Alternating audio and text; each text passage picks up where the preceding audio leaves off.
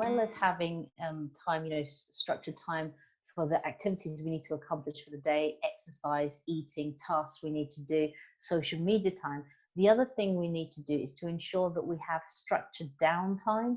So it may be that during the course of the day, because of the effects of this pandemic on our, things we expected to be achieving in life, that we have lots of racing thoughts through our minds all day long about all the things that aren't happening, all the worries we may have.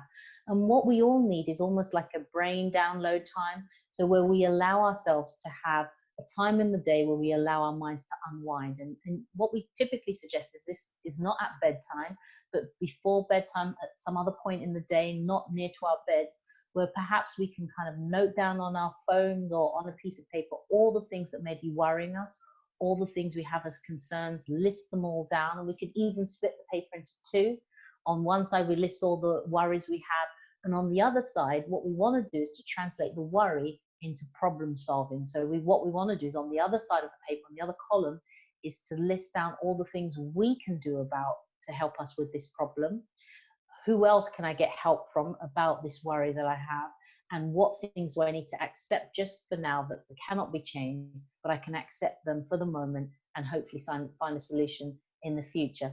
Some people find that they can use something like a meditation app as well, or relaxation app that helps them with that kind of winding down during the day. So as well as writing down your worries, you might want to also have some downtime to try some relaxation, some meditation, some breathing, deep breathing that might help to kind of calm down at the end of the day before we get into relaxation mode to be able to sleep. Can I just mention that sleep hygiene is crucial at this time. A large percentage of the population in the United States, and I'm sure in the UK, have sleep problems, sleep or abnormality. And this has been exacerbated with this pandemic.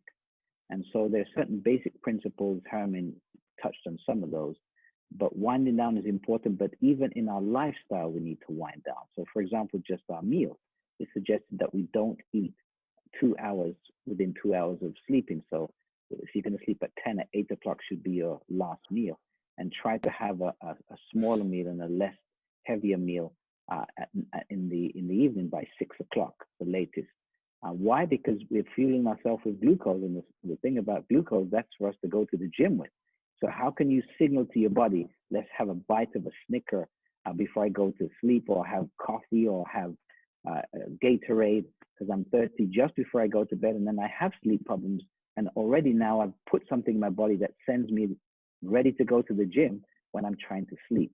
So that affects our sleep waves and our depth of our sleep as well. The other thing, visual. Light directly affects our production of melatonin. And the way we sleep is not by taking a tablet of melatonin, it's by having darkness in our sleep environment. So we need to not look at our screen at least an hour before we go to sleep, be it your cell phone, be it your laptop or your television. Make sure all your curtains are closed and there's no loud noises. It should be quiet in that room. That will help the production of melatonin, and then we will have a better sleep. And lastly, I'd like to mention that sleep begins the day before. And so especially in the mornings, we need to be careful not to be hitting our bodies with lots of caffeinated beverages, which affects a substance called adenosine, which needs to build up and then explode just before we're about to go to bed and give us this, oh, I need to go to sleep. But we can stop this process by using a lot of these caffeinated beverages throughout the day, which then decrease our load of sleep that builds up and then comes down on us. The young people that I work with, a lot of times they're spending a lot of time on social media, and it will start from the beginning of the day. They'll go through they're doing their online lessons or they're working, and they're just typing, and then message will come up and they'll go on their social media, and it may go on to various social medias. They start off with one social media, then it'll go on to another, then it'll go on to another, and that will go throughout the whole day. And then when you calculate the amount of hours that they've spent on social media, it is a significant amount. And then what they're finding is that they're comparing themselves on social media, and that impacts on their emotional well-being.